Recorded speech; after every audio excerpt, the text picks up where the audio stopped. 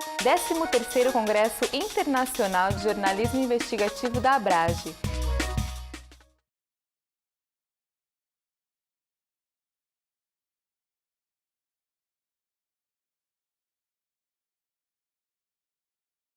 Bom dia, gente. Tudo bom? Que bom que vocês toparam, se inscreveram para essa mesa para a gente poder debater um assunto muito importante. E eu vou pedir para que cada um se apresente um pouco, né? A Simone, o Anselmo e a Daniela, que vão participar da mesa. Eu vou mediar, eu sou o Daniel. E eu acho que é importante eles falarem um pouquinho sobre o que cada um deles faz, para que a gente tenha ideia do que a gente vai perguntar e do que a gente vai debater com eles, tá bom?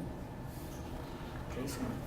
Eu trouxe uma apresentação, posso me basear nela? Ou você quer que eu faça? Não, posso? Você que sabe, você que pode. Então tá. Somos livres. Desliguei, desliguei. Ixi! Então alguém quer ir começando? Bem, enquanto a gente liga aí?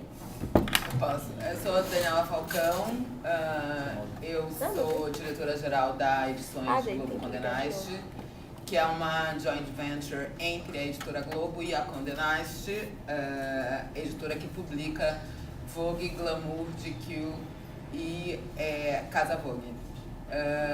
Eu fui diretora da Vogue durante muito tempo, antes dessa joint venture ser criada. Depois eu virei diretora editorial e eu comecei a coordenar a editorial dos 4 títulos. E há 2 anos eu passei para o outro lado e aí assumi também a parte de gestão. E aí tem sido um desafio muito interessante. Essa questão, né, como acho que o Daniel depois vai colocar, vai começar a explicar um pouco. Às vezes, no caso, são publicações de lifestyle, de estilo de vida, o desafio de você buscar a diversidade, às vezes é quase na contramão, e você prestar atenção para a gente não reforçar estereótipos, mas eu vou ficar falando isso mais tarde. Eu sou Anselmo Góes, eu gosto de brincar, sobrevivente da seca de 48, eu sou do sertão de Sergipe. Fiz uma história, primeiro no jornalismo técnico, fui de máquinas metais, transporte moderno, fui da equipe que inaugurou a revista Exame, fui da Economia da Veja, numa primeira encarnação. Depois eu fui para o Jornal do Brasil, onde ele tem o Informe JB, fui editor de política, economia do Jornal do Brasil, fui editor de cidade do Jornal do Brasil. Depois eu fui chefe do escritório da Veja no Rio de Janeiro. E há 20 anos, mais ou menos, eu sou colunista de notas, né? E atualmente eu faço uma coluna no Jornal do Globo. Enfim, para dizer que eu sou... não é muito sobre mim que eu vim falar, mas enfim, eu sou a Simone, eu sou diretora de projetos na É Nós, Escola de Jornalismo. A gente tem um trabalho de quase 10 anos, vamos fazer 10 anos ano que vem, formando jovens das periferias de São Paulo em jornalismo e trabalhando junto com eles em reportagens especiais e distribuindo essas reportagens para a grande imprensa também. A gente entende que essa é uma interlocução necessária para que a gente consiga provocar discussão sobre diversidade com os jornalistas que já estão lá dentro, mostrando como agentes brancos do centro, né, eu me colocando nesse lugar, entendo que é uma responsabilização que a gente precisa ter do nosso lugar de privilégio, a gente entender o que a gente não consegue falar, o que a gente não consegue ver, e por isso a gente precisa de mais diversidade, mais representatividade, para o jornalismo estar mais perto da realidade, assim, sobre isso. Né? Legal. Então, acho que nós temos 2 caminhos para debater bastante aqui, que é o tanto a diversidade no assunto, né? A diversidade do olhar, para onde você vai olhar, para onde você vai buscar informação, que história você vai contar, como você vai contar essa história. Eu acho que um outro ponto também que faz muita diferença é a diversidade dentro da redação, né? Eu sou jornalista profissional há 16 anos, eu estou há 10 anos no Globo, tenho a honra de trabalhar com a Cel na coluna, e assim, eu vejo pouco negro na redação, eu vejo pouco suburbano na redação, né, da periferia, como a gente vai dizer em São Paulo. E então acho que esse é um outro assunto também legal para a gente falar. né? A diversidade do assunto, do olhar, e a diversidade de quem está fazendo dentro da redação, de quem está contando essa história. E, aliás, qual é o ganho que a gente vai ter com essa diversidade, né? Então, vamos, você quer passar a apresentação? Deixa eu ver se eu consigo agora.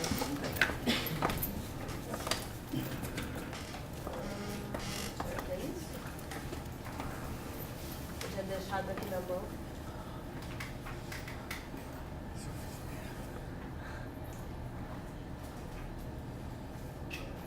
Ai, ai, ai.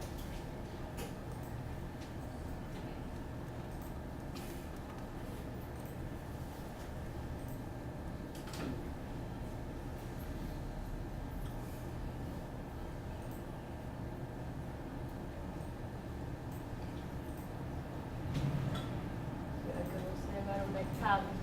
Eles salvaram pra mim. Galera do Help Então, eu Desk. vou, Daniela, você conta pra gente, então, enquanto ela está achando, as iniciativas que vocês têm feito para ter pessoas mais experientes, como é que é, e... Bom, vamos lá. Eu acho que você tocou num ponto bom. Acho que antes de tudo, assim, por que a gente quer ser diverso, né? Acho que isso hoje é um pouco de consenso, mas é bom você, né, se perguntar o que, dependendo de onde você está trabalhando, o que a diversidade vai trazer de bom para a publicação ou né, para a empresa. E aí você consegue balizar melhor que tipo de diversidade do que a gente está falando. Os títulos da Globo Condenais, eles são títulos que são focados na classe AB. Então, né, ela é considerada uma editora boutique, de luxo, porque você trabalha, sobretudo Vogue e GQ, são publicações focadas no mercado de luxo. E, obviamente, ao longo do tempo, essas redações elas foram sendo construídas majoritariamente por pessoas brancas que vêm quase sempre de universidades privadas, não da periferia, do centro, e com um perfil muito homogêneo. Então, a grande pergunta que a gente começou a se fazer, mesmo um perfil etário, um perfil social, são pessoas que frequentam os mesmos lugares, provavelmente leram os mesmos livros, e viram os mesmos filmes, e viajaram para os mesmos lugares até aquele momento. Então, a nossa primeira pauta foi, obviamente, tentar quebrar um pouco um discurso que era quase, você ressonava, todo mundo concordava e todo mundo achava, né, as pautas, as ideias, os caminhos, as críticas, elas eram muito parecidas. Onde isso começou a incomodar? Quando os títulos saíram, quando a gente foi para o digital e para a internet, e você começou aí a lidar com um público muito maior do que era aquele seu público imaginário daquelas classes AB. Então você começou, né, mesmo um veículo como a Vogue, que talvez seja ali o mais elitista, ele termina conversando e tendo fãs, leitores, usuários, seguidores, de pessoas muito diferentes do que aquela redação que estava ali. E aí, para a gente se preparar, interagir com esse público, continuar crescendo, sendo relevante, veio a consciência de que a gente precisava quebrar essa barreira. Não era tanto uma barreira de gênero, porque, em geral, mas também a gente teve as discussões internas, o Daniel colocou, as redações como um todo, elas não têm tanto, tirando talvez áreas mais específicas, como economia, mas mesmo política, as mulheres, eu trabalhei 8 anos na Folha em Brasília, acho que tinha mais mulher do que homem, o tempo inteiro em que eu trabalhei, né, em congresso, cobrindo congresso. Mas ainda assim, quando eu falei de reforçar estereótipos, por exemplo, a redação da Vogue ela era majoritariamente feminina e a redação da GQ, que é a revista voltada para o público masculino, ela era majoritariamente formada por homens. E a gente, até nesse ponto nessa organização interna, a gente também começou a precisar mexer, mas eu vou te contar um pouquinho, né, das dificuldades que a gente vem fazendo. Tem práticas que são do RH e que é básica, que não faz, não custa muito, mas você faz a diferença, que é olhar o currículo sem foto, sem faculdade, sem gênero, você vai olhar simplesmente a formação, uma carta que a gente sempre pede. Então, os diretores de redação ou o editor, quando ele vai contratar alguém, ele recebe esse material do RH com várias informações ali retiradas. A gente começou assim, mas ainda assim a gente percebia que os currículos que eram enviados para a Globo Condenast, eles eram muito homogêneos na origem. Mesmo através de LinkedIn, mesmo... Então não era um bias do editor, era simplesmente ele não conseguia encontrar esse material que a gente tivesse na mão. E aí, com toda a discussão de diversidade também nas capas de revistas, né? Você trazer mais negros, você trazer... Começou a incomodar também o perfil ético da redação ser muito igual. Então, mais do que só trazer vozes, o início era você trazer vozes diferentes, mais gente da periferia, para você conseguir falar melhor com o público que a gente estava alcançando.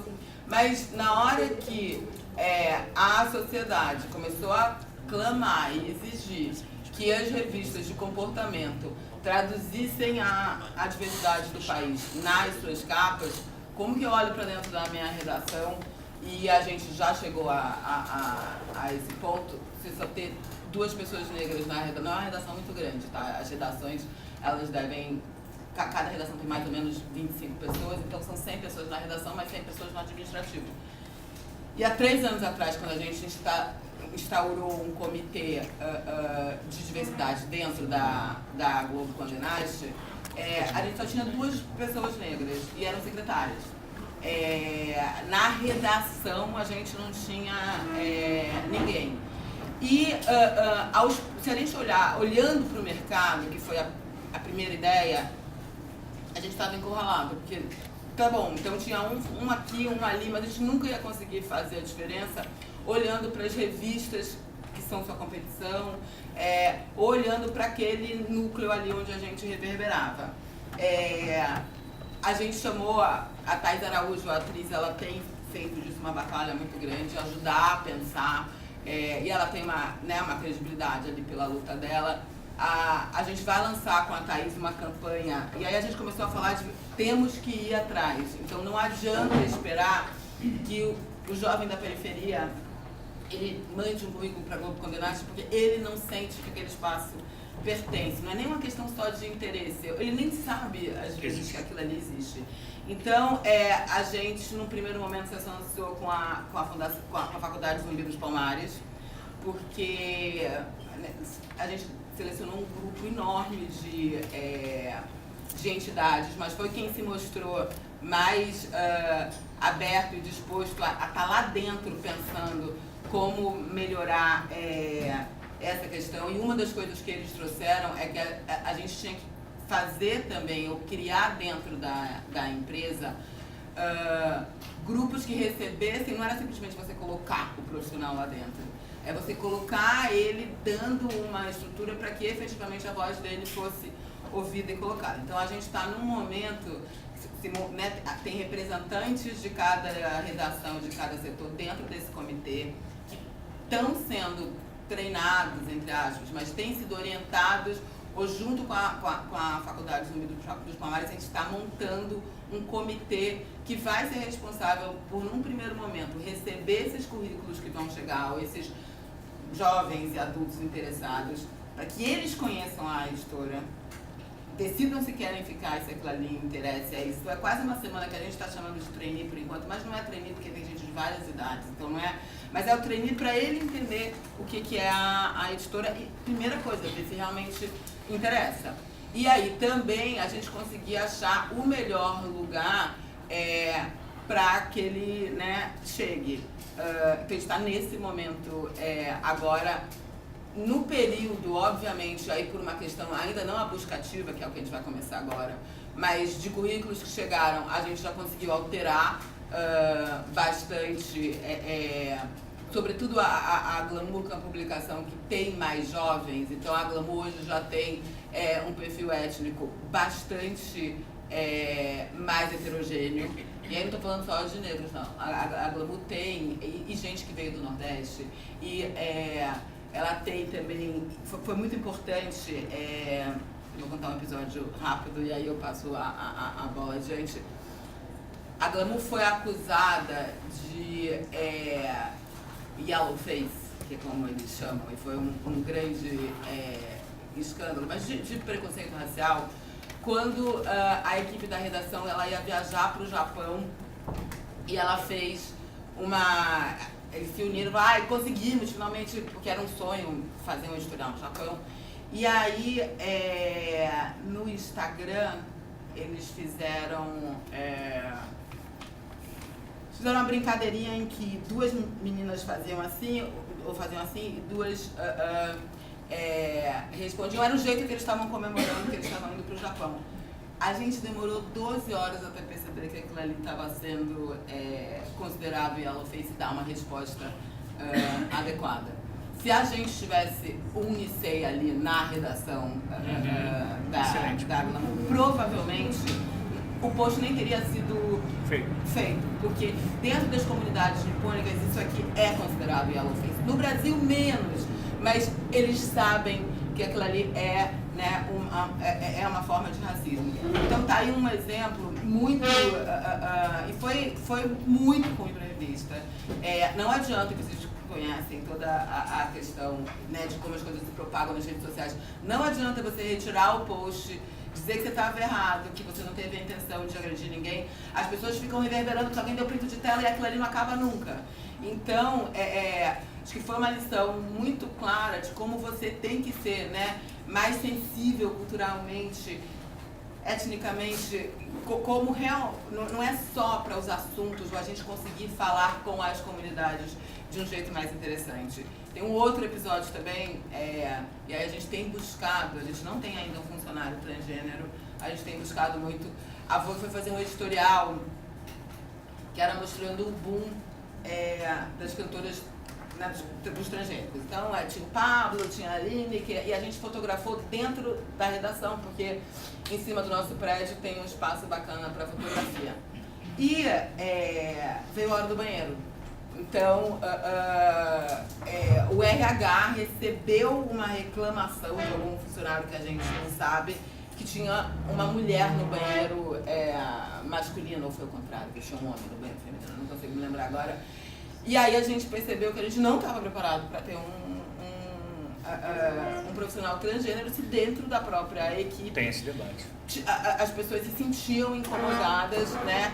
Então também aí a opção foi trazer transgêneros de quem a gente é próximo, que não são jornalistas, para contarem as suas histórias para a redação. Que ainda que, obviamente, né, em publicações de moda, a questão de diversidade de gênero, ela acolhe homens, mulheres, gays muito igualmente. O transgênero, a gente percebeu que, né, ainda era uma novidade ou um assunto. Tenho certeza que quem fez a reclamação simplesmente se sentiu incomodado por não ter sido educado.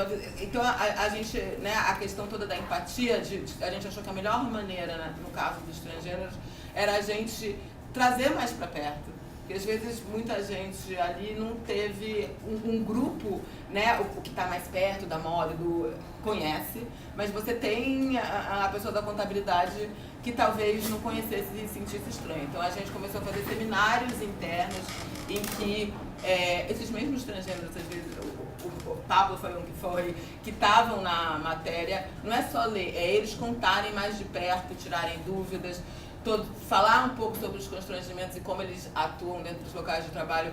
A gente tem tentado ir muito por aí também. Então acho que assim, são passos de formiguinha, mas acho que a grande conquista, aí voltando para como você falou, por que a gente quer a diversidade, por que ela é tão importante. Então, foram elencados, né? A gente faz um dia que é, quando você faz esses comitês, o assunto número 1 do EGCN10, mais até do que vem sustentabilidade em segundo lugar e diversidade em primeiro. Então a gente tem um comitê de sustentabilidade, mas o comitê de diversidade é o que teve mais números de participantes querendo. Então a própria empresa quer também, porque não adianta você colocar isso de baixo para cima. E a gente sentiu isso, né, o quanto não ser diverso estava limitando, prejudicando ou perdendo um diálogo que era muito importante para que as publicações continuassem relevantes, críveis, mesmo dentro desse, né, mercado de estilo de vida, mas é muito importante a discussão também. Ótimo. Selma, fala um pouco sobre os dados que você trouxe. Perfeito. Não, eu acho assim, que eu podia falar aqui sobre diversidade, sobre vários assuntos, vários aspectos da diversidade. Eu podia falar do nordestino, como eu, do interior, do sertão, que, enfim, cresceu no Sul Maravilha, né? Quer dizer, isso é uma história do que realmente você tem cada vez menos, mas você já teve muito aquela coisa, uma ideia que não era explicitada, mas estava na cabeça das pessoas e que praticamente não havia luz fora do eixo de São Paulo, né? Então eu fiz uma carreira de mais de 50 anos e certo sucesso, né? Eu também podia falar aqui sobre diversidade dos velhos. Eu sou o jornalista mais velho da redação do Globo. Tem lá aquele menino da arte, mas O Marcelinho. Marcelinho, mas depois Marcelinho sou eu. Eu tenho quase 70 anos. E as redações é hoje dominada por jovens, e muito jovens. E não tem poucos velhos, né? E eu sou de um tempo que o Hélio Gaspar me ensinou, certa vez, que não se demite ninguém com mais de 60 anos, porque você, durante a vida, você tira o sangue do sujeito, explora o sujeito, quando ele já está velho, você joga fora, né? Mas isso é outro tempo, não existe mais. Também como eu sou do tempo que não se demite ninguém no Natal e o jornal ninguém tem no Natal. Não é uma coisa de saudosismo. Mas eu vou falar aqui da diversidade e tentar dar um pouco da minha visão, porque aqui não tem negros na redação. Tá? Esse aqui é a minha praia. Eu queria antes ler um trecho aqui de um artigo do Mário Sérgio Conte, que eu acho que vocês conhecem, foi meu diretor na Veja, que ele dizia o seguinte: uma boa redação você tem que buscar a diversidade. Precisa ter mauricinhos, eruditas, rebeldes, bombocas, gaúchos, eu não sei quem botou gaúcho aqui, mas jovens, sábios, humildes, conservadores, esquerdistas, japoneses, arrogantes, tudo que não tem nas redações brasileiras. É diversidade nesse sentido, né? E evidentemente que ele está muito certo nisso, porque você trabalhar com uma diversidade, você torna o trabalho, e isso tem estudos mostrando muito bem claramente, torna o trabalho mais criativo, você sai da zona de conforto, para aprender a conviver com pessoas diferentes do seu, que gostam de coisas diferentes, da comida diferente, né? De tudo diferente, né? As redações, isso vale também para qualquer outra empresa, se tornam muito mais criativas. Isso está mais do que provado, torna muito mais fascinantes o trabalho com pessoas diferentes. Você aprende com o diferente e aprende pouco com aquele que é igual ao seu, porque ele já tem um estoque de informação que bate ao seu estoque de informação. Isso não existe, mas isso é um sonho dourado de Mas enfim, por que não tem negro na redação, né? Lá no Globo tem quantos?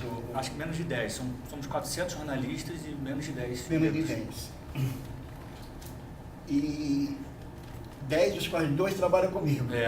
Mas é só por isso. Por que não tem negro? Eu queria citar o caso das mulheres nas relações, porque aí eu acho que dá para ser otimista em relação aos negros. Entendeu? Eu, quando comecei na profissão, eu tenho mais de 50 anos na profissão, tinha mais negros na redação. Tá? Há 50 anos tinha mais negros na redação. Mas eu vou explicar o que é. A redação de antigamente, você tinha, principalmente na área de polícia, cobertura do jornalismo policial, principalmente na área do jornalismo esportivo, Você tinha muita gente que vinha da periferia, muito negro, porque naquele tempo você, com o ginásio, como se dizia antigamente, né? Você podia ser jornalista, tal. Mas isso mudou e mudou para melhor. Por que mudou para melhor? Porque cada vez mais a profissão foi exigindo do seu jornalista uma formação melhor, né? E aí é que entra, tanto de um lado, a reserva de mercado, ou seja, a lei que dificultou a entrada de pessoas não formadas em jornalismo, né? Isso de um lado. E do outro, o surgimento das faculdades de jornalismo. E essas faculdades de jornalismo, elas foram ocupadas pelas mulheres, né? E são ocupadas até hoje pelas mulheres. Mais ou menos, mais de 60% das escolas, das salas de aula de jornalismo são mulheres. Elas ocuparam primeiro a faculdade. E ocupando a faculdade, elas começaram a chegar na redação. Eu também sou do tempo que tinha muito pouco mulheres. As mulheres, quando fazia cobertura de cultura, né? O Jornal do Brasil era do caderno B. Aliás, os homens ficavam mexendo com ela e diziam assim, é o caderno besta. Não é besta no sentido que vocês conhecem esse termo. Então, as mulheres foram entrando com grande competência, com grande qualificação nas redações. Por baixo, fizeram um caminho que eu reputo muito vitorioso. É a minha leitura. Mas foi através da universidade. Elas foram por ali com muita competência, como eu chamo. Elas são formadas, em sua maioria, em escolas de Zona Sul, também é a verdade. É um pouco a elite branca, nada contra. Assim, eu acho que é um processo. Acho que o mundo não para, né? Então, mas elas foram entrando e foram ocupando, aos poucos, posições de chefia. Hoje eu trabalho num jornal cuja diretora-geral é a Rui Coquim, né? Ela é diretora de toda a editora Globo. Né? A Daniela Pinheiro, o Jornal Valor, né? Enfim, elas foram ocupando um grande espaço, graças, a meu ver e a meu juízo, à universidade. Né? A questão dos negros. Os negros só agora estão chegando à universidade no Brasil. Né? Só agora, com essas políticas de cota. Né? Nós, na coluna, e o Daniel é testemunho disso, nós somos muito partidários da política de cotas. Eu acredito que não há nenhum espaço na imprensa brasileira que fale tanto do Frei David, que é o cara que coordena a Educarfa, como a nossa coluna. Eu tenho orgulho disso.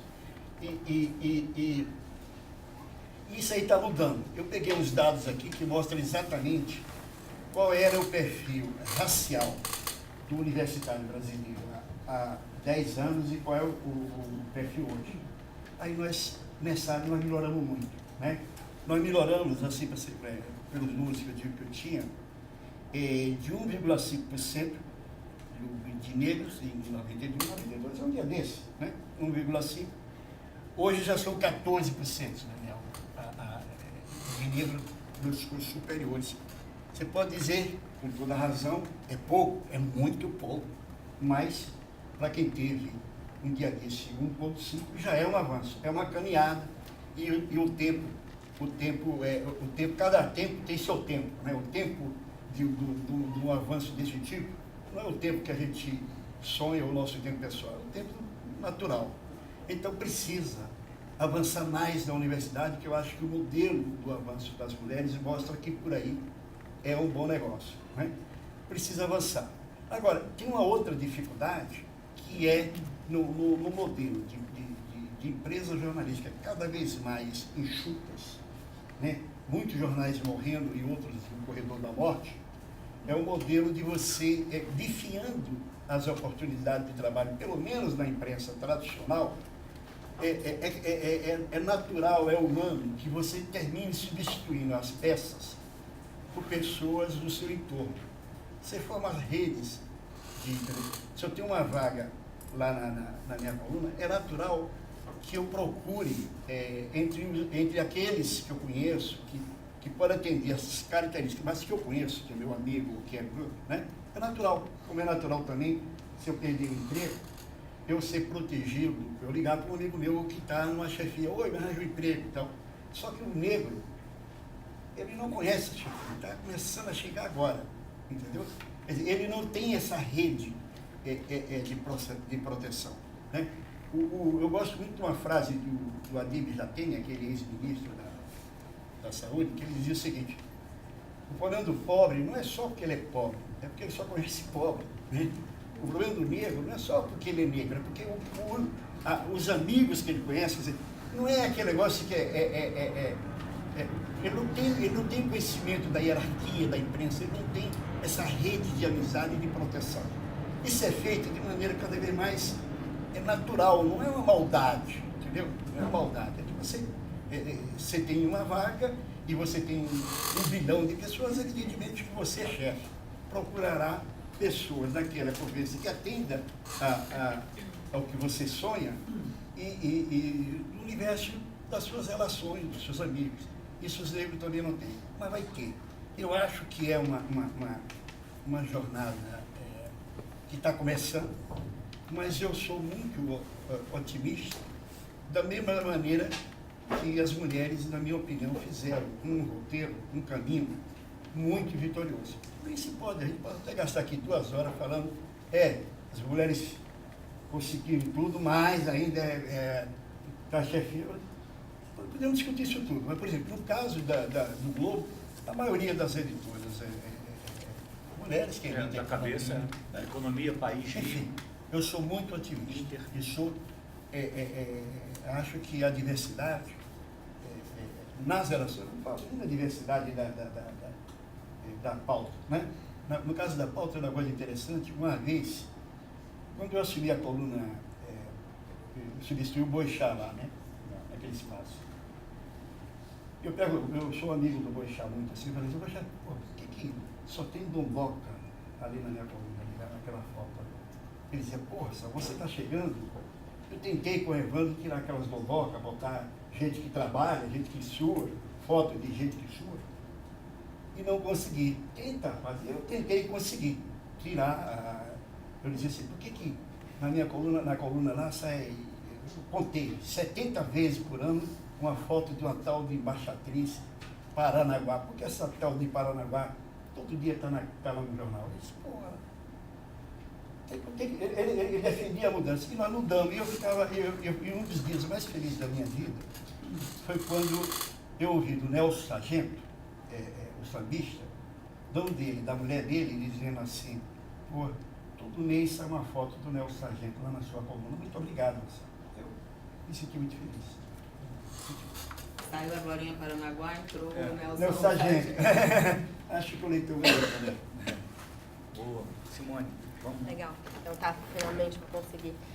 Enfim, vou falar um pouco sobre como é que a gente na Enóis foi se dando conta da necessidade de romper um pouco as lógicas naturais de manutenção das estruturas como elas estão, assim, né? E o que a gente vem fazendo para isso. Então, um pouco dessa chave virou com o Prato Firmeza. Foi um dos primeiros projetos que a gente desenvolveu na Enóis. A Enóis vai fazer 10 anos ano que vem. E o Prato Firmeza começou uma dessas primeiras turmas com a ideia do Matheus, que estudou gastronomia e queria mapear e ver o que tinha de bom para comer no Capão Redondo, onde ele morava, e falar um pouco sobre a valorização da cultura e da gastronomia das periferias. Muito tempo depois, em 2016, a gente conseguiu publicar o primeiro guia impresso, Prato Firmeza, que ficou em 6º lugar no Jabuti ano passado. E a partir dele, a gente fez um mapeamento com 100 locais bons para comer nas periferias de São Paulo. 40 deles saíram na primeira edição. A segunda está sendo lançada mês que vem, o segundo volume.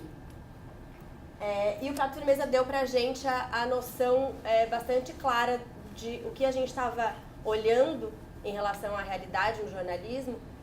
Era bastante diferente do que a imprensa tradicional estava olhando. A gente mapeou lugares que estavam nas bordas de São Paulo, mas São Paulo que não estava nos guias tradicionais, como da revista Paladar. E isso fez a gente perceber que tem realidades que o jornalismo não está olhando, tem vozes que estão mais silenciadas, e que é essa contribuição que a gente está na missão da Enóis, que a gente precisa conseguir fazer. E aí, uma das primeiras ações concretas que a gente faz nesse sentido é o Manual de Diversidade, que foi feito colaborativamente por mais de 20 jornalistas, alguns da rede da Enóis, ex-alunos e alunos da Escola de Jornalismo, jornalistas negros das periferias, jornalistas feministas ligados às questões da mulher, que juntos conversam sobre as limitações que vem nessa cobertura tradicional e o que pode ser feito para que se consiga estar mais perto da realidade, né? E aí a gente começa a trabalhar diretamente com isso.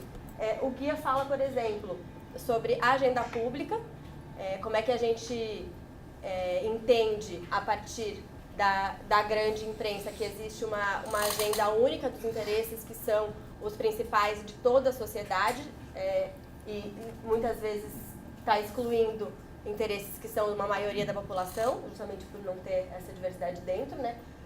A necessidade de diálogo dentro da própria redação, então conseguir ouvir vozes divergentes e ideias diferentes na construção de uma pauta, ter canais de diálogo dentro da própria equipe e com a sociedade, para que a gente consiga entender o que é importante para conseguir escrever sobre isso. Vocês falaram bastante sobre a equipe, diversificar a equipe e os cargos de chefia, e fazer isso ativamente e conscientemente, não esperar que um movimento natural aconteça, e também em relação às fontes, né? Buscar ativamente uma agenda de fontes diversas para conseguir uma repercussão nesse sentido.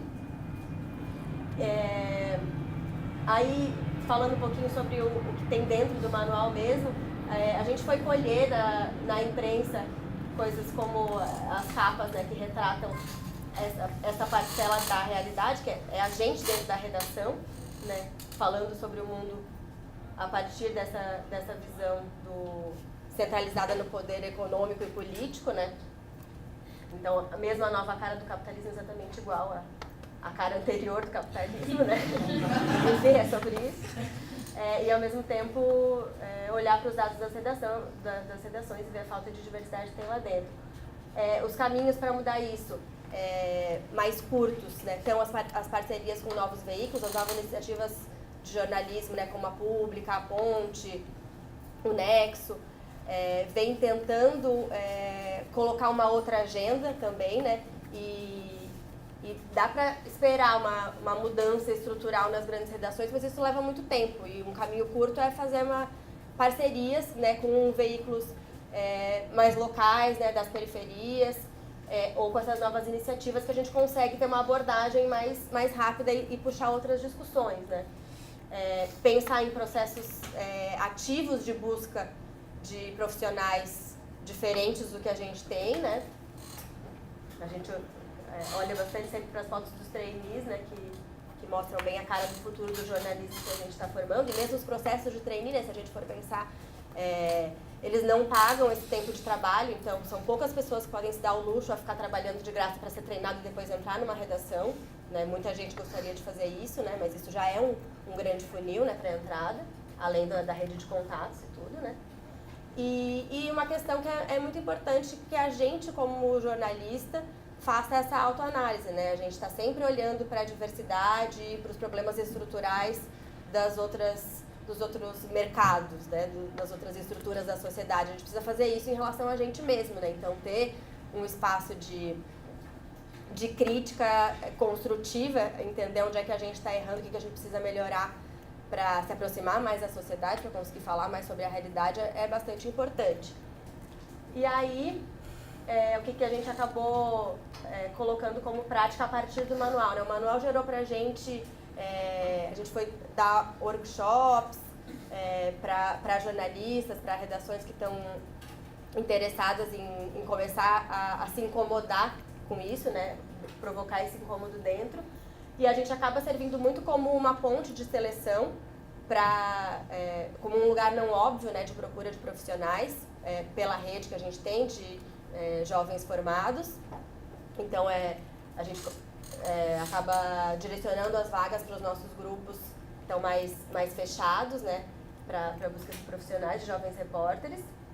A gente também está fazendo parcerias com veículos como o Nexo, o Altab, Guardian, colocando essas pautas diferentes, essa visão da realidade diferente dentro da grande imprensa. E a nossa troca, porque a gente tem uma forma de financiamento que a gente consegue bancar a produção via escola de jornalismo, geralmente, ou em parceria com os veículos aí como um trabalho de freela mesmo, né, de parceria, mas a troca, na troca está incluída a gente conseguir falar sobre a pauta junto e dar um banho de realidade nas equipes das redações. Então provocar a discussão sobre você não conseguir entender muitas pautas, não conseguir ver uma realidade que outras pessoas veem, porque você transita por outros lugares, você veio de outra realidade. Então é importante que essa parceria venha junto com essa troca, acaba sendo um início de uma formação, assim, né? A gente está fazendo um radar do que está acontecendo no mercado, iniciativas, a maioria delas fora do Brasil ainda, de iniciativas que estão buscando colocar mais diversidade dentro das redações e, ao mesmo tempo, tentando provocar mais transparência das redações aqui. Então, a gente agora fez uma pesquisa de raça para entender quem são os profissionais negros das redações, se as redações têm políticas ativas voltadas para a raça, se os jornalistas negros conseguem falar sobre raça nas pautas com colegas de chefia, e a gente teve que fazer também um pouco dessa política ativa de ir buscar jornalistas negros para responder a pesquisa, porque a gente estava com uma taxa super baixa de jornalistas negros respondendo, então acionamos a nossa rede para, por favor, chegar mais longe. A gente conseguiu 40% das respostas da pesquisa, até agora estavam em 200 respondentes, de jornalistas negros, então, falando sobre o que como é ser um jornalista negro dentro de uma redação majoritariamente branca, assim, né? E passa muito por esse questionamento das estruturas, né? Até foi um questionamento que eu fiz em relação à própria mesa, né? Acho que a gente tinha que tem aqui o Daniel, mas a gente tinha que ter mais jornalistas negros, inclusive em cargos de chefia também aqui falando, né? Estamos aqui nós três falando sobre inclusive a questão da raça, né? Então é uma crítica que a gente tem sempre que fazer, e a Diversa tem um pouco esse papel de provocar as redações também a se questionarem a partir de um lugar de incômodo, né? Faz parte, a gente tem que se responsabilizar, né? Tem que se incomodar e se responsabilizar pela estrutura desigual que a sociedade tem, né? Não tem outro caminho, assim, né? Esperar que as coisas se resolvam.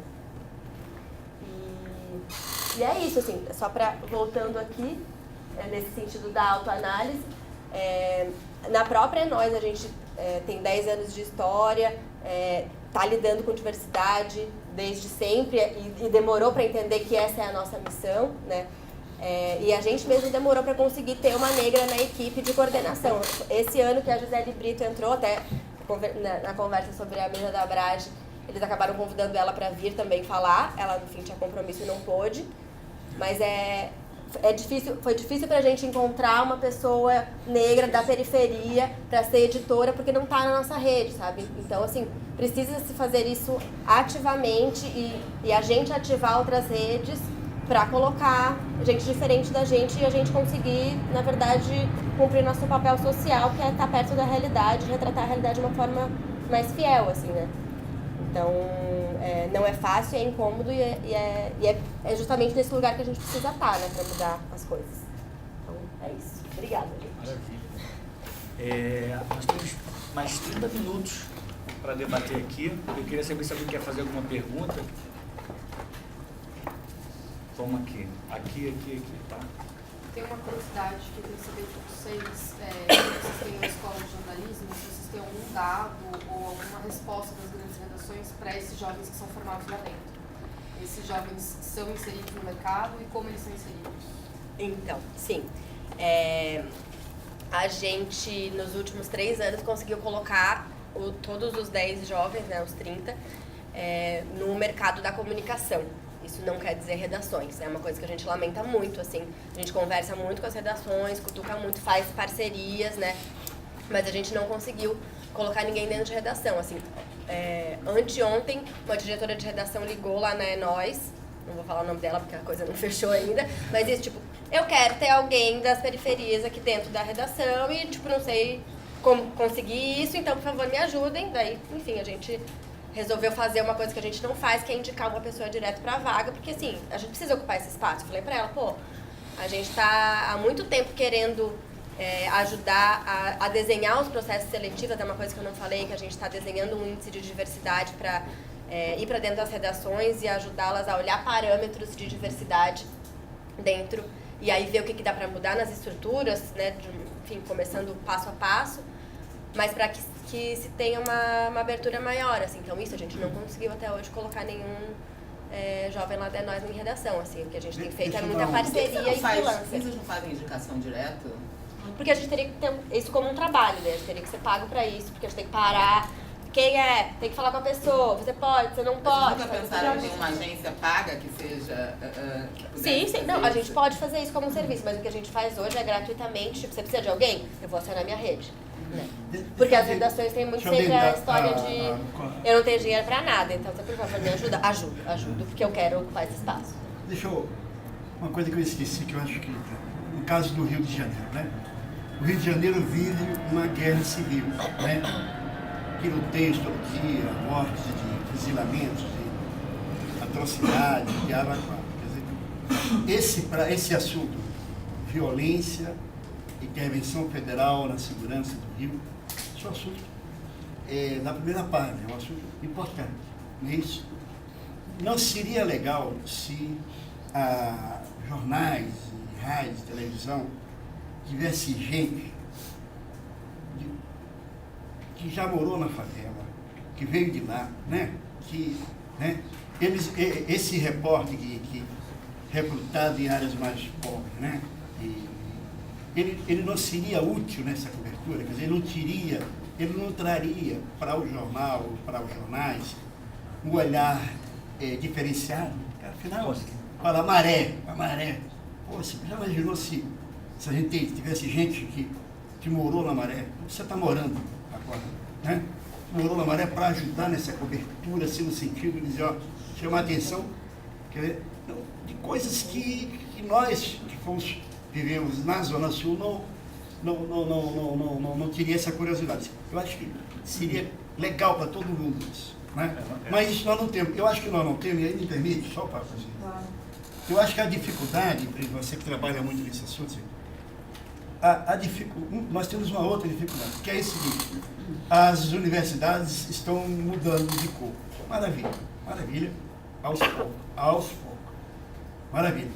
Mas aí é o seguinte, por que empresas, por que as empresas jornalísticas não têm também uma área, um cuidado especial com essa questão da diversidade, assim, de recrutar gente, de procurar? Porque, na verdade, as empresas jornalísticas hoje estão morrendo. Entendeu? Quer dizer, morrendo assim no sentido seguinte, é tão grave, mas é tão grave a crise que passa a imprensa, que na hora que você está dando tiro para lá, tiro para cá, a última coisa que você se preocupa é se o seu botão está abotoado, se está bem abotoado, não está bem abotoado, entendeu o que eu estou falando? Eu não estou querendo defender as empresas.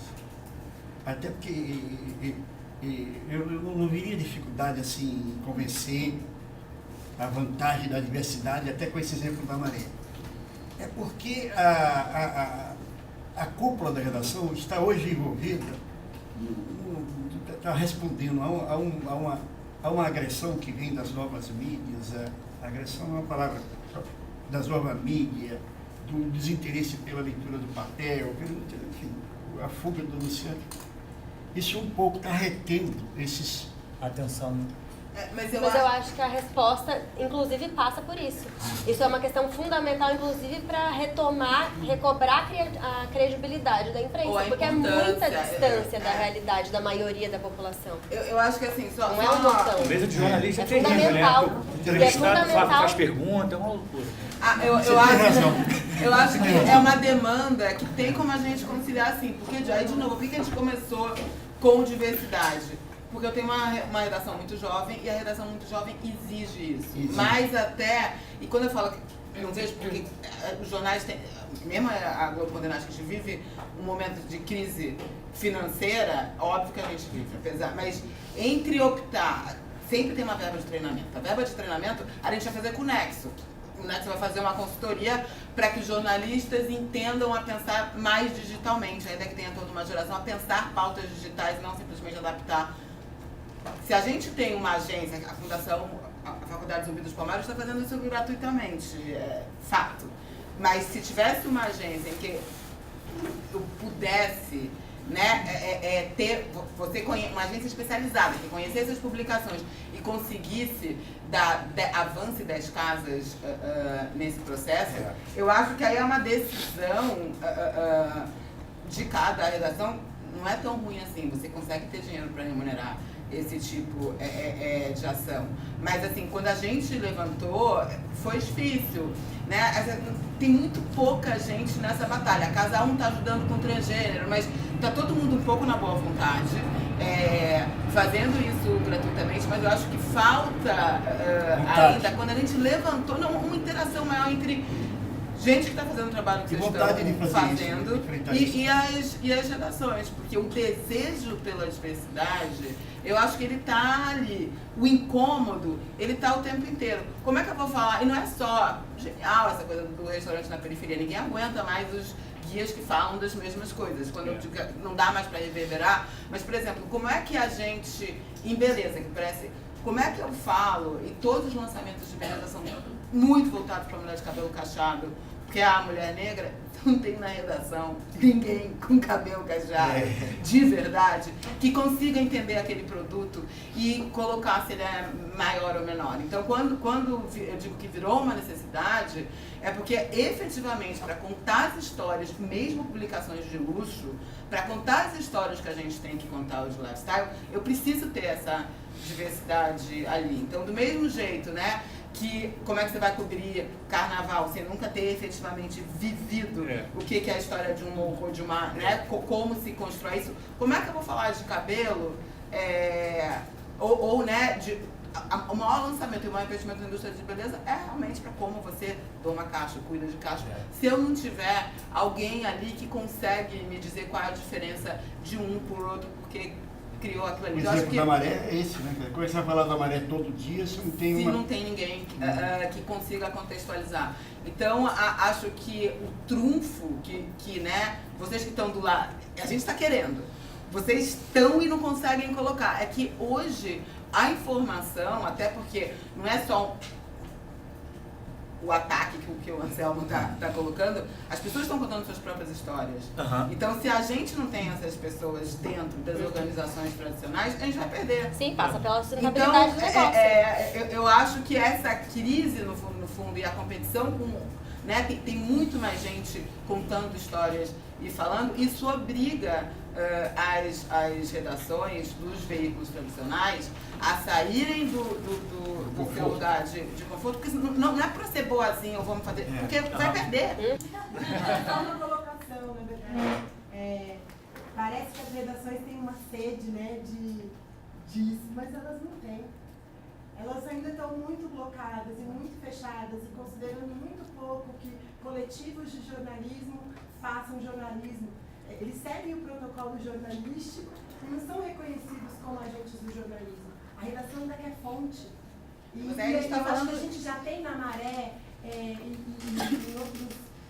vários territórios, né, favelas, periferias, produtores de conteúdo que precisam ser reconhecidos como jornalistas também. Então, acho que também tem uma miopia da redação de se abrir para isso, assim, baixar um muro mesmo.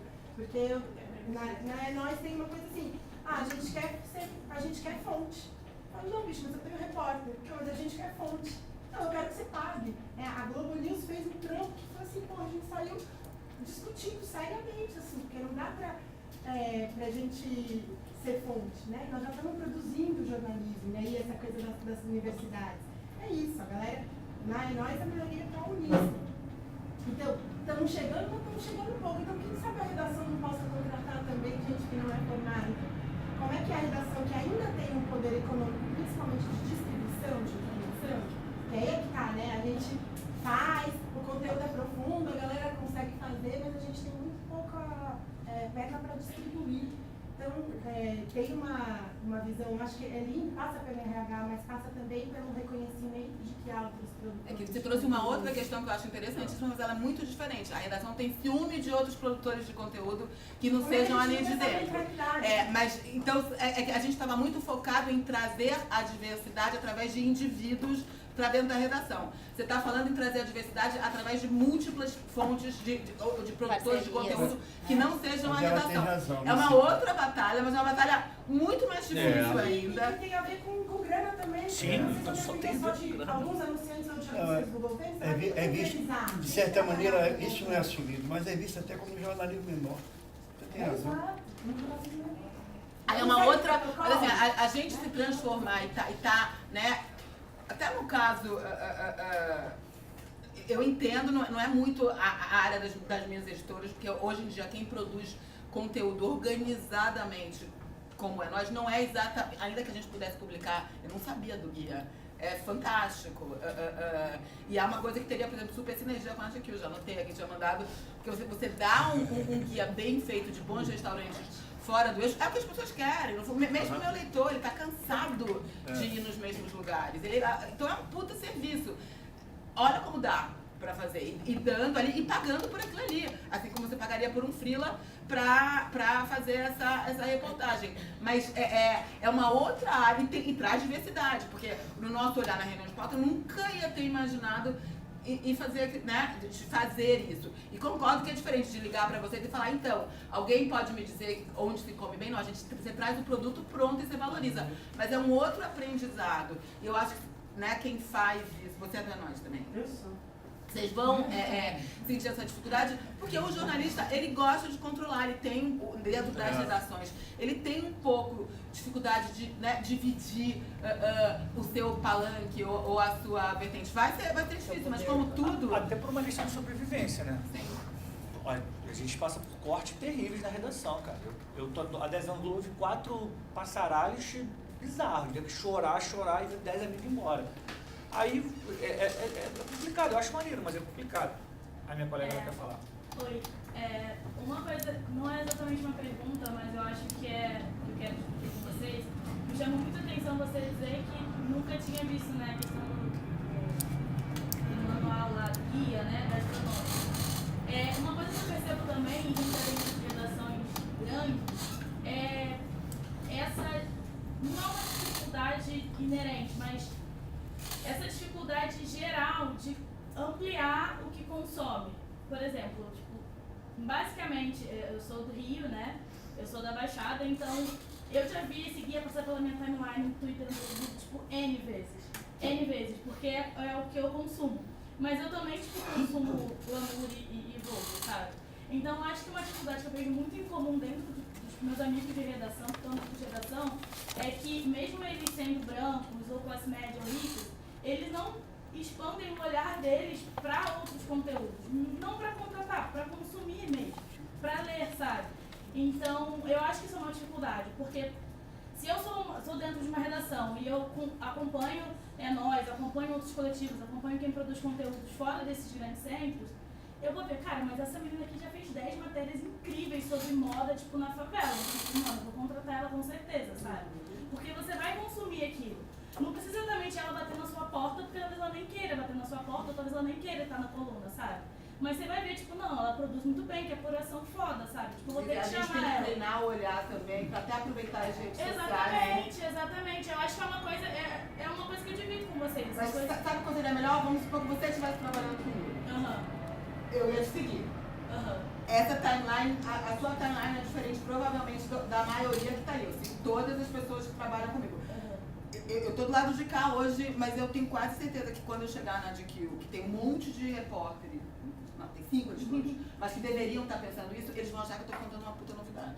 Posso estar errada, mas eu acho que eles também não conhecem o guia. E sim, deveriam. Se a gente, isso vai acontecer naturalmente se eu tiver um pouquinho mais de diversidade dentro da redação. Porque aí eu estou seguindo você, que tem uma timeline diferente do que todas as outras que eu já estou vendo. Mas uma coisa que eu percebo, não vocês especificamente, mas é que é sempre uma via de uma mão só. Tipo, a gente tem que chegar, a gente tem que estar lá, a gente tem que bater na porta, a gente tem que entrar no menor de contato e nunca vem até a gente, entendeu? Eu tive muita sorte, eu classifico como sorte mesmo, como eu construí minha carreira curtíssima até agora, mas eu vejo muita gente muito boa que tá exatamente suando pra caramba e ninguém chega, sabe? Eu acho que pode ser, tipo, eu acho que é fundamental ter mais gente dentro das gerações diversas e diversidade. Eu não acho que é só étnica, eu acho que é gente da Maré dentro do Globo, gente da Baixada, gente da região serrana. Eu acho isso incrível, mas eu também acho que essas pessoas têm que vir um pouco mais pra cá, sabe? Consumir mais o que outras pessoas produzem para ampliar esse olhar. Por exemplo, você citou o caso do Yellowface, né? E tem vários outros casos que acontecem que eu vejo, caramba, tipo, essa discussão já passou muito, sabe? Tem um grupo de moda que eu acompanho no Facebook que falou muita gente, mas como eles não viram isso, tá sempre sendo discutido. E aí eu falei, gente, mas como eles não verem se eles não acompanham gente que faz esse tipo de discussão? Mas de novo, é por isso que eu tô te falando que a gente precisa, que todo mundo caiu. Agora, você tá dizendo que talvez o jeito a gente está sendo eficaz o suficiente, ou a gente está sendo um pouco cômodo que a gente está esperando, mas não é, já faz muita diferença. O que a faculdade do Vida de Palmas está fazendo com a gente, não é pela gente, é com a gente, é incrível, porque é justamente você mostrar, que a gente está indo dar palestra também, explicar o que são os títulos, mostrar o que é a realidade do dia a dia. É uma troca que tem que haver. Então, eu não sabia, assim, eu tive que dar explicações para os anunciantes internacionais de como aquilo, na época eu era diretora editorial, de como aquilo ali passou. Sim. Então, de fato, há uma ignorância. Por quê? Porque não eu tenho certeza que se tivesse um Unicei ali dentro, a gente não ia ter demorado tanto tempo. Mas é um ponto também, é bacana a gente discutir isso, porque eu acho que também é uma carga muito pesada. A única pessoa que seja descendente de oriental lá, se é a única pessoa que pense nisso, entendeu? Não é uma crítica especificamente a esse caso. Entendi, mas é uma questão de sensibilidade cultural. Proximidade com o tempo. A gente está educando as pessoas para eu acho que não é um problema o jornalista ser uma pessoa antenada nessas questões culturais e étnicas, entendeu? É muito pesado você ter uma redação como do Globo ou do Dia, que é uma redação que tem uma galera e ninguém saber, sei lá, gente, Rio de Janeiro, Complexo do Alemão, ninguém saber como que funciona, como que é a geografia do Complexo do Alemão e ter sempre que ligar pra alguém de lá, sabe? Tipo, eu acho isso uma falha de formação e de apuração do repórter. O cara que ele não consegue ir. Eu sou da Zona Norte, eu posso falar bem porque eu sou o cara que as pessoas tiram dúvida comigo. Onde é? Nova Holanda, Nova Brasília, o que é? Um aqui, outro aqui. Cara, as pessoas não vivem na Zona Norte, elas não elas vão. Nem consomem. O problema é social, não é uma questão de o jornalista falhou. O cara vive do Leblon pra não sei pra onde, vai pro jornal. Sim, mas você não acha também que se ele se propusesse a ir lá um dia com você, sei lá, tomar uma cerveja lá onde Esse cara seria... Há pessoas que fazem isso, mas outras preferem ir pra outro lugar, ir pra Barra. Mas olha só, o cara também não fala Mas a falar gente- inglês, francês... A gente não tem que conhecer as regiões centrais, né? Eu profissional. não sei, Tem que mas... falar inglês, acho tem que que as saber pessoas toda a história da moda. fazem a mesma coisa, vão pra Barra. Acompanhar todo mundo. Você não pode citar um que não conhecer as regiões centrais. Mas o periférico não tem que saber inglês, francês e saber o que Sim, acontece também. eu sei, mas é muito mais... Exato, Falha de mas assim, formação mesmo. exigir que, além de tudo, ele consiga mapear uma realidade que não é a dele e que ele não necessariamente conhece, é a mesma coisa de você obrigar que o periférico conheça do centro cada ruazinha dos jardins e quem é. Não, mas Mas uma noção geral ele tem Vai que fazer ter. a coluna social. Não, eu acho que o geográfico foi um exemplo, mas eu acho que é só um toque mesmo pra gente Sim. ampliar o que a gente consome. Eu acho que isso facilita. eu acho fascinante, todo bom jornalista é curioso. Isso, Então, exatamente ele isso. vai gostar. De novo, tenho certeza que eu vou chegar do guia e vai todo mundo falar, uau! Agora, exigir e fazer uma inquisição de por que vocês não sabiam disso, Não dá. é, gente. Mas é assim, um toque tem uma de ampliar. questão que é quais são os referenciais padrões que todo mundo tem que ter. Que é uma coisa também que nós a gente vem percebendo ao longo da história da gente. A gente usa quem como referência de jornalista? Os jornalistas brancos das grandes redações. E eles não são as únicas referências, né? E o que eu exijo num trainee, em qualquer processo seletivo? Toda a história contada, né, pelos vencedores. Então, assim, eu também não estou olhando para uma parte importante da história sobre o prisma de uma maioria, né? E eu exijo que essa maioria saiba, sabe? Então é um pouco isso que eu acho que você está falando. Só uma questão de Você tem que saber da glamour e da galera da maré, entendeu? E eles não precisam. É Então. exatamente isso. E o desafio que a colega coloca se entende principalmente no interior. Né? Eu sou do Rio Grande do Sul, né? No interior do Rio Grande do Sul. Nós não temos editorias. Eu faço política, você faz esporte, eu faço economia. Né? Então a gente tem que buscar essa informação e buscar a fonte com quem está diariamente. É com o agricultor, mas é com a Emater, diretamente com outros órgãos da agricultura, com o economista da Universidade Federal. Então a gente também fica nesse problema que a gente, quando vai fazer uma matéria, a gente tem que se aprofundar naquele assunto. Hoje eu faço economia, mas amanhã eu estou lá fazendo acidente de trânsito, estou buscando informações sobre trânsito. Então as nossas fontes acabam sendo quem lida diariamente com isso. E muitas vezes quando a gente liga para o técnico da Emater, eu não sei qual é a cor dele, eu não sei a opção sexual dele, mas eu busco a informação e trago. E mesmo que ano passado a Renata Ceribelli esteve aqui e ela fez, explicando sobre a série que ela fez sobre os transgêneros, ela levou para a redação um trans.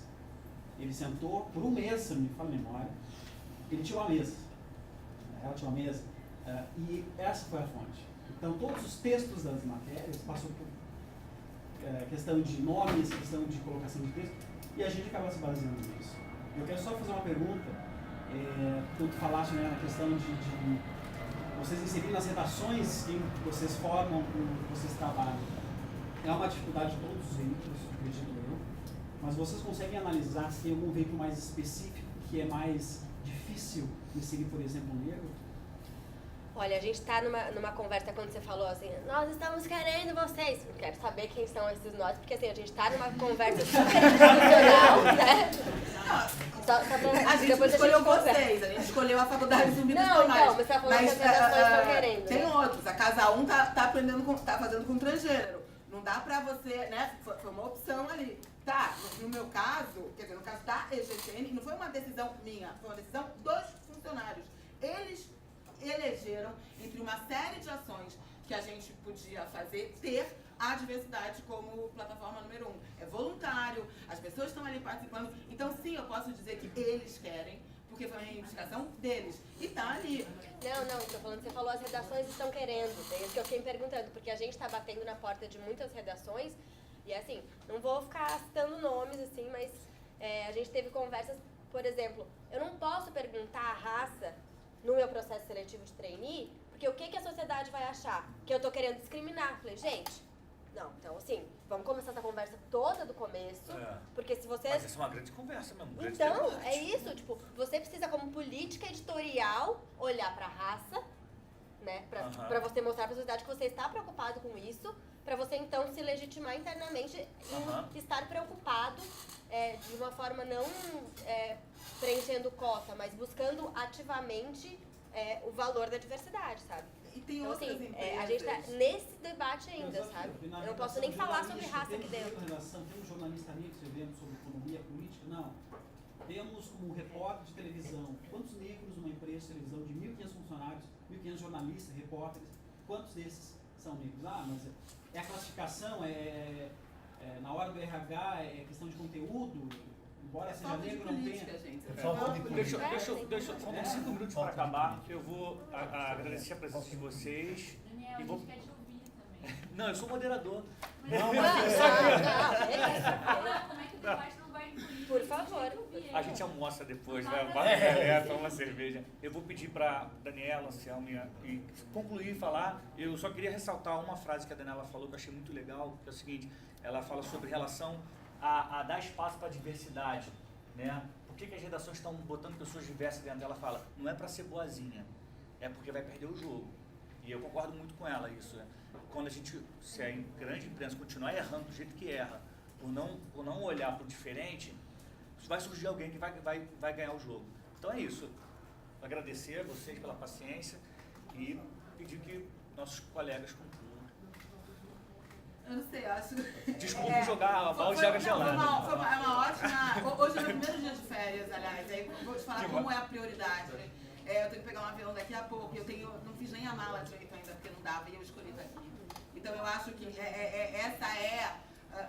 são pequenas batalhas, mas são opções que você toma no dia a dia. Quando eu falo que é política, é isso. Isso é mais importante do que eu acabar um relatório financeiro que eu tinha que fazer aqui. Volto daqui a 8 dias, não é nada muito grave, mas são opções que a gente toma cotidianamente, de onde você vai, com quem você vai escolher e tal. E ter a humildade de falar assim, olha, não sei, mas tudo bem, a gente está querendo acertar. A gente chamou a PepsiCo, que tem uma puta campanha de diversidade, que ganha todos os prêmios mundiais, e que a diretora de marketing deles é uma pessoa muito acessível, para fazer parte do nosso comitê também e dar sugestões de como você consegue implementar. Então, acho que as empresas jornalísticas, elas nunca, historicamente, elas nunca são o best place to work, elas não são lugares que prezam diversidade, nem boas condições de trabalho, então, qual é o caminho se eu não tenho um exemplo dentro do meu meio? Vou para a PepsiCo. E é não achar que, porque, imagina, eles têm muito dinheiro e eles conseguem fazer. Não, porque essas políticas de diversidade, em geral, precisa de um dinheirinho, mas é um dinheiro que todo mundo consegue pagar. Não é muito mais difícil, por exemplo, eu digitalizar, e a gente está gastando dinheiro com isso, do que eu ter uma política de diversidade. Então, não existe um exemplo que a gente possa olhar e falar, nossa, a Globo News fez isso, a Folha de São Paulo fez isso, eu vou... Não, mas a PepsiCo tem outras empresas também. Então, olhar fora do nosso meio para você adaptar, eu acho que pode ser um bom caminho também, porque tem gente que está fazendo muita coisa legal. E adoro a coisa da produção de conteúdo, mas é um outro... trazer diversidade também por outros olhares, mas não chegamos lá, no meu caso, não chegamos lá ainda, mas acho muito bacana. E o Anselmo tocou num ponto que tem a ver com o que você falou. Você falou, as pessoas poderiam olhar mais pro lado, pra frente e tal. O Anselmo falou, quando ele faz a metáfora do cara que tá trocando tiro na guerra, tipo assim, as redações hoje estão tentando sobreviver. Então, às vezes, você se preocupa tanto com o tema, eu tô também querendo defender redação, né, de patrão nisso não. Eu tô vendo isso, que tem muita gente dentro que chega e fala, pô, vamos fazer isso, vamos fazer aquilo outro. Fala, cara, para de gastar essa água aí, porque a gente precisa cortar custo. Então é difícil, é tudo muito difícil, mas o diálogo que está se construindo e a cada dia aumenta, eu acho que é muito proveitoso. Não, eu cheguei aqui achando que a gente tinha feito o máximo. Saio achando que a gente não fez. Que é possível, né? Que ela falou, a gente olha para a Maré como fonte. Tem o jornalismo da Maré lá, aquelas repórteres, para pedir, a gente não vê isso. E a gente pode ver, né? E pode enxergar, pode fazer muita coisa como ela faz. A gente podia fazer mais.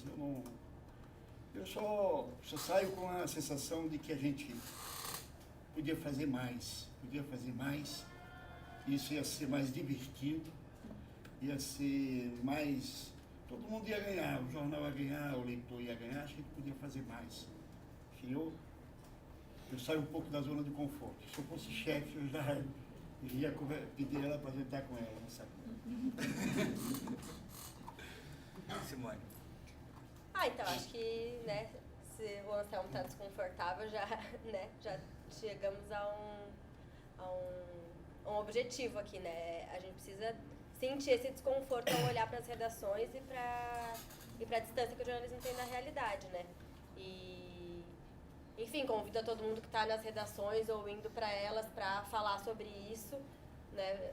Provocar o debate sobre fontes, sobre equipe, sobre canais de discussão de pauta. A gente precisa discutir mais as pautas dentro, porque as visões divergentes já existem também dentro das redações, assim, então construir a partir delas, né? E, enfim, coloco nós à disposição aí para a gente construir caminhos, né, para maior diversidade nas redações. Maravilha. Gente, obrigado. Até a próxima. 13º Congresso Internacional de Jornalismo Investigativo da Abrage.